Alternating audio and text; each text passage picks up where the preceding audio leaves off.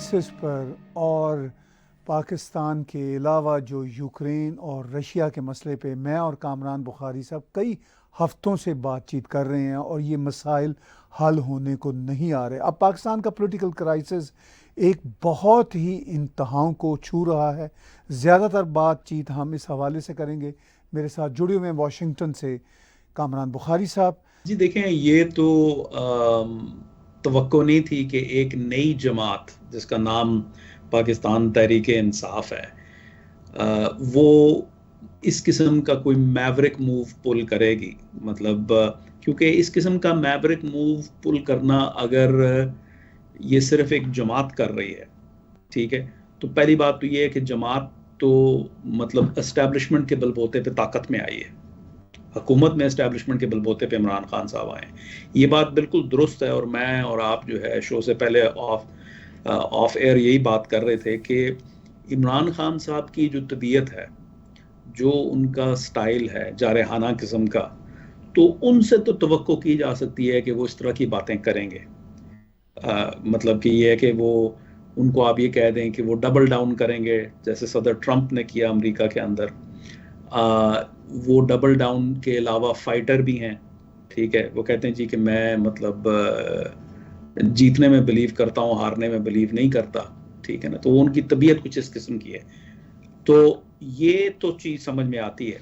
उन लोगों का जो बिहेवियर है कि वो अभी तक साथ दे रहे हैं, तो वो बड़ा हैरत अंगेज किस्म का उनका बिहेवियर है। एस्टैब्लिशमेंट अब इमरान खान साहब के साथ नहीं है, ठीक है, जो बज़ाहिर लगता है नहीं है। जितने वाक़यात हुए हैं, यहाँ तक जो हालात पहुँचे हैं, यहाँ तक जो सिचुएशन आई है, ये जो वोट ऑफ नो कॉन्फिडेंस के जो नंबर भी आए हैं, जो डिफेक्शंस हुई हैं, जो एलाइड पार्टीज़ ने भी अपना रुख बदल दिया है। इमरान खान साहब को पता था कि वो उनकी हुकूमत जाने वाली है, तो ये तो बातें अपनी जगह पर हैं। लेकिन मतलब अगर हम उनका नाम भी ले सकते हैं, शाह महमूद कुरैशी साहब हो गए वज़ीर ख़ारजा जो हैं, जो फवाद चौधरी साहब हैं, शेख रशीद साहब भी हैं। गो कि शेख रशीद साहब जो है वो इतने फ्रंट फुट पे नज़र नहीं आ रहे, वो थोड़े से जो है वो आई थिंक कंफ्यूज वो भी नज़र आ रहे हैं, जितनी हद तक मैं फॉलो करता हूँ। और सबसे बड़े जो प्लेयर हैं इनमें वो हैं चौधरी परवेज़ इलाही, जो स्पीकर पंजाब असम्बली थे और अभी भी हैं, और वजारत आला के पंजाब के अंदर ख्वाहां भी है। तो इनका बिहेवियर जो है, ये वेटरन्स हैं एस्टैब्लिशमेंट के प्रॉक्सीज होने की हैसियत से। ये खुद से इनकी कोई हैसियत नहीं है। मतलब छोटी जमात है पाकिस्तान मुस्लिम लीग काफ, ये जमात बनाई ही एस्टैब्लिशमेंट ने थी, नून लीग को तोड़ के। जब नून लीग बहाल हुई तो ये श्रिंक होकर छोटी सी रह गई। इसके साथ साथ Sheikh Rashid one man show है, इसी तरीके से Shah Mahmood Qureshi one man show है, Fawad Chaudhry one man show है। तो और बाबर रवान साहब जो है वो भी इधर से उधर होते रहते हैं। एक ज़माने में पीपल्स पार्टी में थे, अब इधर आ गए। तो ये जो सारा सिलसिला है, ये जो लोगों का बिहेवियर है, अगर एस्टैब्लिशमेंट ने दो टोक इनको ये होता कि एस्टैब्लिशमेंट अब इमरान खान साहब को छोड़ चुकी है, तो ये नजरियाती लोग नहीं हैं, ये लोग ये छोड़ जाते हैं। तो इनसाइट मिली है वो यही है कि ये एक वजीर आज़म है, उसकी काबीना नहीं है। ये काबीना के बगैर एक वजीर आज़म है, और वो भी 15 दिनों के लिए है। इस किस्म की हरकत करना इनके लिए, जबकि एस्टैब्लिशमेंट ये नहीं चाहती, ये बड़ी हैरत अंगेज बात है। ये बिहेवियर ऐसा नहीं है। कहने का मकसद मैं ये कहना चाह रहा हूँ कि इनको कहीं से कोई सपोर्ट आ रही है एस्टैब्लिशमेंट के किसी कोने से, या इनको सिग्नल्स और मैसेजेस ऐसे मिल रहे हैं कि भाई आप डटे रहें, जीत आप ही की होगी, आपको पीछे हटने की जरूरत नहीं है। वरना ये लोग जो है सबसे पहले छोड़ने वालों में से हैं। द फैक्ट कि ये अभी तक जो है ये इस तरीके से चले आ रहे हैं, ये मैं फिर से कहूंगा, ये पीटीआई के नजरियाती लोग नहीं हैं। इमरान खान का डटे रहना वो समझ में आता है, ठीक है। इनका डटे रहना जो है वो जरा एक बहुत ही अनयूजुअल बात है, टू से द लीस्ट। तो ये कभी भी डटे नहीं रहते। जैसे ही एस्टैब्लिशमेंट का पलड़ा किसी और तरफ भारी होता है, नॉर्मली ये उस तरफ चले जाते हैं। तो क्या हम इससे ये मुराद लें कि इस्टेब्लिशमेंट पाकिस्तान की अब वो पुरानी इस्टेब्लिशमेंट नहीं रही।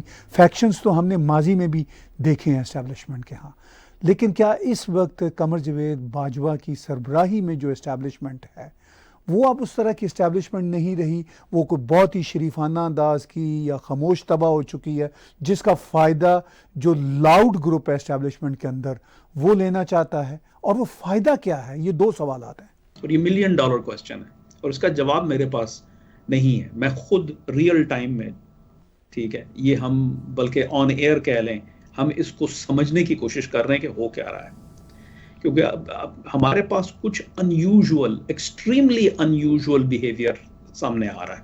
रूटीन का मामला है कि कौन सा कोर कमांडर जो है वो कौन सा जर्नल 3 स्टार वो 4 स्टार ले जाएगा और वो chief of the army staff होगा, क्योंकि ये सबसे कोवेटेड पोजीशन होती है।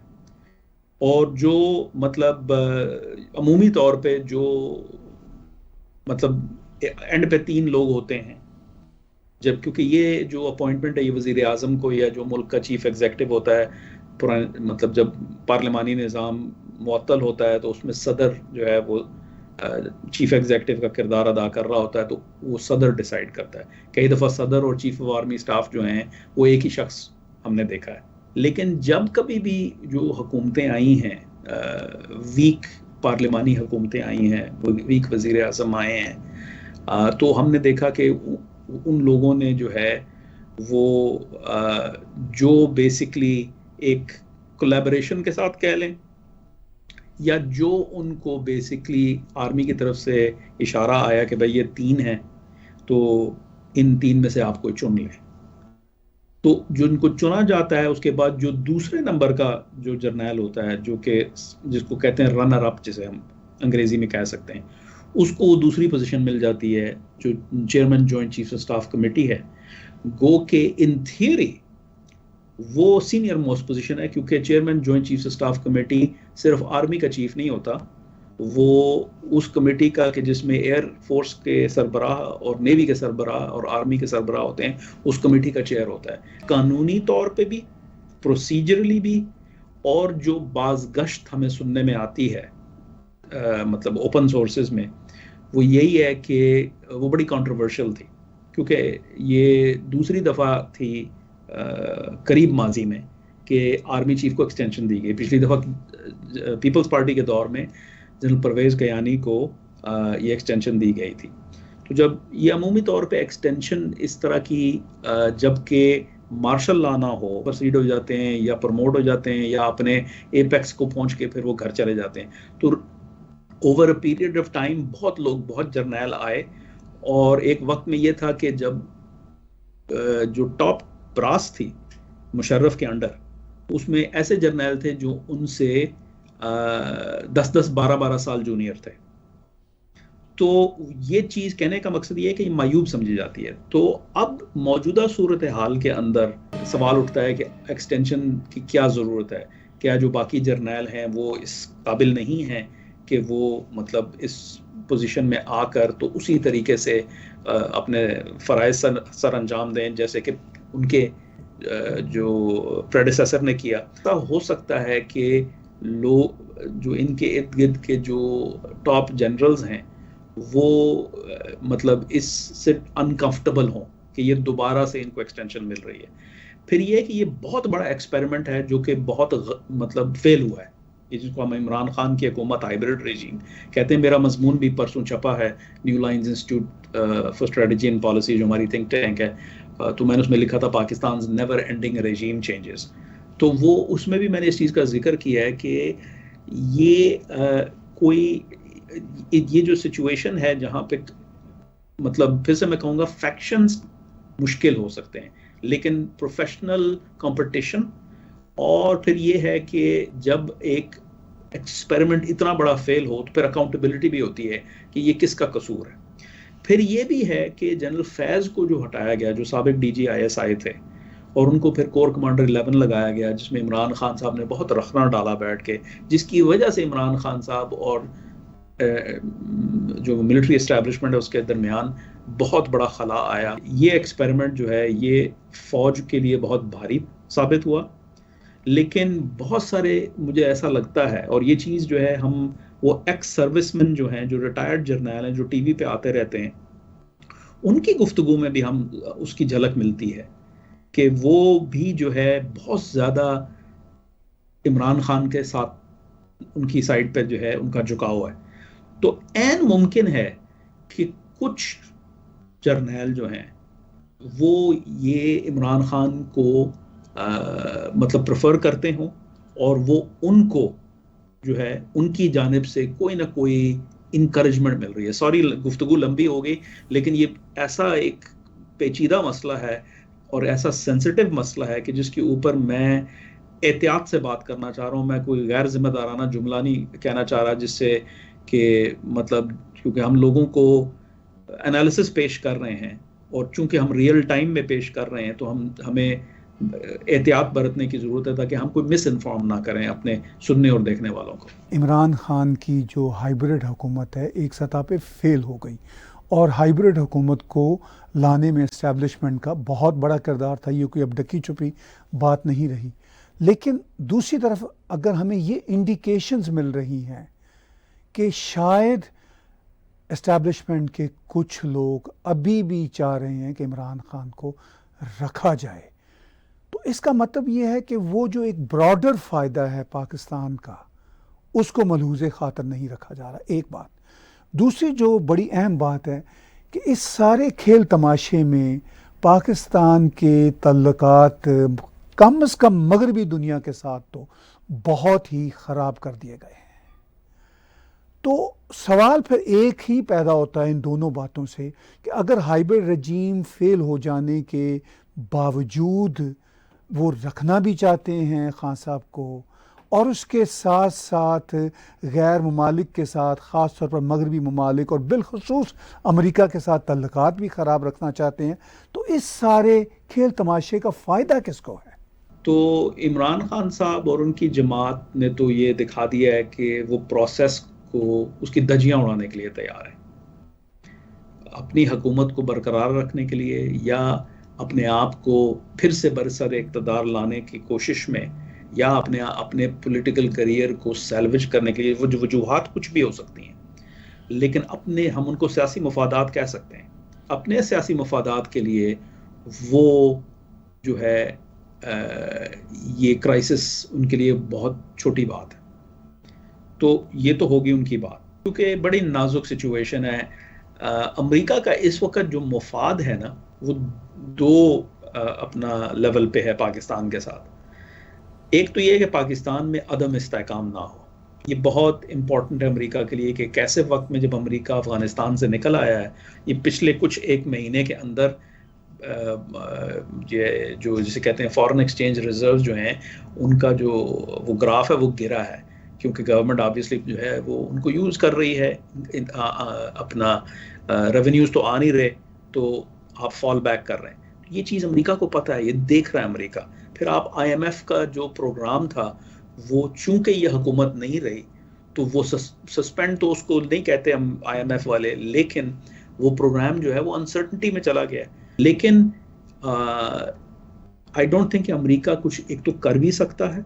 दूसरा ये कि अगर इसमें मुदाखलत करने की कोशिश करेंगे तो पहले से इल्ज़ाम है कि भाई आप जो है यहाँ पर काम ख़राब कर रहे हैं। यहाँ पे इमरान खान साहब दावा कर चुके हैं, मतलब मिलियंस ऑफ लोगों का, टेंस ऑफ मिलियंस ऑफ लोगों का जो इमरान खान साहब के सपोर्टर हैं, उनका इस चीज़ पे यकीन कर लेना, इस चीज़ को मतलब यहाँ तक कि मतलब शीरी मज़ारी जो हैं, जो काबीना का हिस्सा हैं और पॉलिटिकल साइंटिस्ट हैं और एक मतलब बड़ी लिखी शख्सियत हैं, उनका इस चीज़ पे इसरार करना ट्विटर के ऊपर, और यानी इमरान खान साहब के टॉप एसोसिएट्स में से हैं।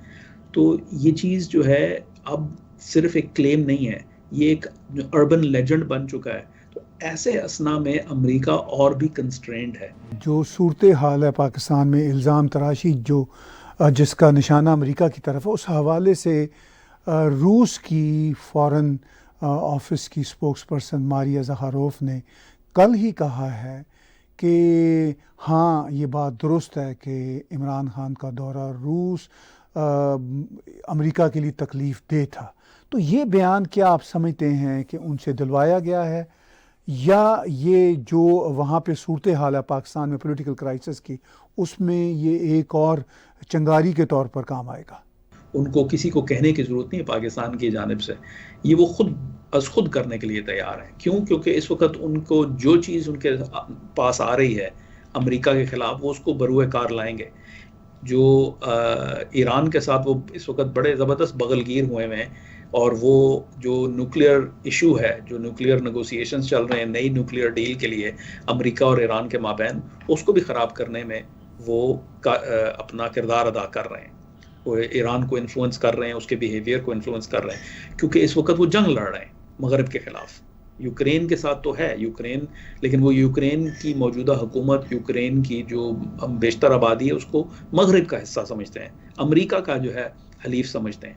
तो अगर जो है पाकिस्तान के अंदर अमेरिका को तकलीफ देनी है, तो ये तो परफेक्ट नैरेटिव वज़ीर आज़म ने दे दिया रशिया को।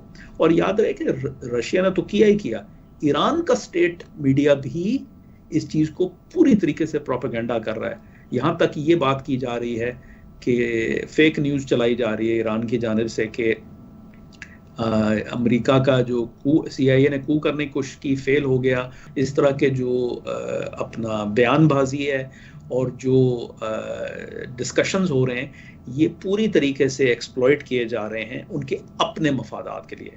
ईरान खुद के लिए कर रहा है, रूस अपने मफादात के लिए कर रहा है, और इस्तेमाल हो रहा है पाकिस्तान।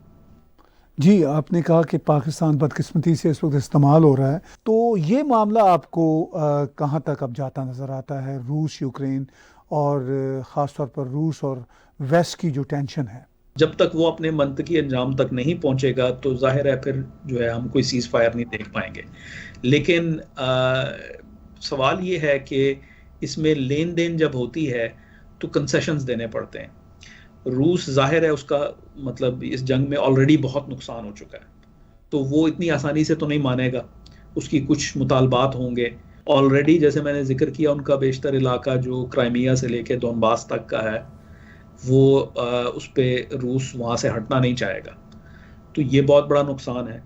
फिर ये है कि अगर वो यहाँ से नहीं हटवा सकते फ़ौजें, तो बाकी जगहों से फ़ौजें हटवाना चाहेंगे। फिर ये है कि जो आखिरी जो मेजर जो अनाउंसमेंट आया था, पिछले हफ्ते ही था या उससे पिछले हफ्ते था, कि हम जो है दोनबास पे अब फोकस करना चाह रहे हैं मिलिट्री ऑपरेशंस को, कि वहाँ अपनी पोजीशन को मुस्तहकम करने के लिए, तो वो भी सिलसिला चल रहा है। तो बहुत सारे जहाँ बातचीत चल रही है, जहाँ सौदेबाजी हो रही है, वहाँ पे जो है और मैक्सिमाइज़ करने की कोशिश की जा रही है, दूसरी साइड को अपना मजबूर करने की कोशिश की जा रही है। तो इस वक्त जो जानी और माली नुकसान हो रहा है और जो तबाही फिर रही है, ये दबाव डालने की कोशिश है। इसका मकसद जो है ज़ाहिर है, जो बुचा में हुआ, जो इंसानी हकूक़ की बेरहमी से पामाली की गई, तो वो तो ज़ाहिर है वो एक इंसानी हकूक़ के ज़ाविये से देखें तो बहुत ही शर्मनाक है, बहुत ही अफसोसनाक है, और इस चीज़ को हमें टॉलरेट बहैसियत आलमी बरादरी के नहीं करना चाहिए। तो अब उतने जो है वो मज़ीद जंग करके मज़ीद कोई बहुत बड़ी विक्ट्री नहीं ली जा सकती, लेकिन अब ये है कि अब वो कंपेलेंस की स्टेज पे आ चुका है कि आप टारगेटेड तरीके से बमबारी करें। जैसे अभी वो कल ही कोई वाक़या हुआ कि 2 बिल्डिंगों पे टारगेट किया गया, 200 लोग मारे गए। तो अब वो भी बात हो रही है कि ये जो है रियासती दहशतगर्दी है रूस की जानिब से, कि आपको पता है कि सिविलियंस हैं, अपार्टमेंट बिल्डिंग्स हैं, आप उसको जानबूझ कर टारगेट कर रहे हैं, ठीक है। तो ये जो हम जिस फेज़ में हैं, इसमें जानी माली नुकसान बहुत ज़्यादा होगा। इंसानी हकूक़ की पामाली जो है हम कुछ वक्त तक के लिए अफसोस से कहना पड़ता है देखते रहेंगे, लेकिन ये वो जो डिप्लोमेसी के साथ इसका जो है लिंक बहुत गहरा है। बात ज़रूर जानना चाहेंगे आपसे क्विकली कि जो इमरान खान साहब बेरहमी के साथ आइन की पामाली कर रहे हैं और परवेज़ इलाही की मदद से पंजाब में भी एक इंतहाई पॉलिटिकल क्राइसिस को क्रिएट कर रहे हैं, इसका मंतकी अंजाम आप कैसे एंटीसिपेट करते हैं? Speaker vote of no confidence करे, इमरान खान साहब की हुकूमत चली जाए, इसी ऐवान के अंदर से एक नया वज़ीर आज़म मुंतखब हो, एक रीसेट की ज़रूरत है। तो ये मैं समझता हूँ, ये हम सब यही चाहते हैं, लेकिन क्या ऐसा होगा ये कहना ज़रा मुश्किल है। गो के जो है सुनने में आया है कि कल तक वर्डिक्ट आ जाएगा। वैसे तो हम डिलेज पे डिलेज भी देख रहे हैं, तो हो सकता है कल जुमेरात की बजाय जुमे तक बात चली जाए, अगले हफ्ते, खुदा न खास्ता अगले हफ्ते तक चली जाए। जितनी देर ये सिलसिला चलता रहेगा ये हालात मज़ीद ख़राब होते रहेंगे। तो कोर्ट से जो है लोग अपील कर रहे हैं, मैं भी अपील करूँगा कि वो इस मसले के ऊपर फ़ैसला सुनाएं और सही फ़ैसला सुनाएं, और जिन्होंने आइन को पामाल किया है उनके ख़िलाफ़ जो है फ़ैसला लें, ताकि जो है इस मुल्क को जो तबाही के दहाने की तरफ, यानी प्रेसिपिस की तरफ जा रहा है, उससे पीछे उस प्रोसेस को रोका जाए और पूरी की पूरी कौम को जो है किसी सेफ्टी की तरफ ले जाया जाए। क्योंकि अगर आइन की पामाली होगी तो फिर अफरा तफरी होगी। इकॉनमी ऑलरेडी जो है रॉक बॉटम हिट कर रही है और ये बहुत ही ख़तरनाक हालात हैं। उधर से अफ़गान तालिबान की हुकूमत की आने की वजह से पाकिस्तानी तालिबान के दहशतगर्दी के वाक़यात में बहुत तेज़ी आई है और जो है मुल्क के अंदर जो है वो बहुत अफरा तफरी है। तो आई थिंक कि इस वक्त कोर्ट के सामने एक बहुत तारीखी फ़ैसला है। बहुत बहुत शुक्रिया कामरान बुखारी साहब। व्यूज़, आज का स्ट्रेटजिक थिंकिंग का सिलसिला कामरान बुखारी साहब के साथ देखने और सुनने का बहुत शुक्रिया। आप हमारे YouTube के चैनल को सब्सक्राइब कीजिए और डोनेट के बटन को क्लिक करके आप हमें कंट्रीब्यूट भी कर सकते हैं।